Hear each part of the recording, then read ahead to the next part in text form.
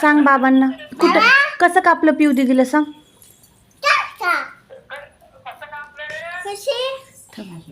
तसं कोणाला कापले? दीदीला. तू हळद लावली का? बघ बाबा बाबा बघ बाबा बघ काय विचारलेलं.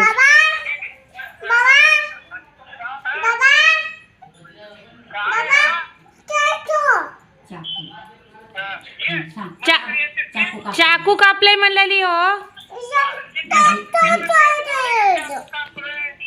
मग विचारा की तिला अजून, तिनं तेच सांगलेली तुम्हाला.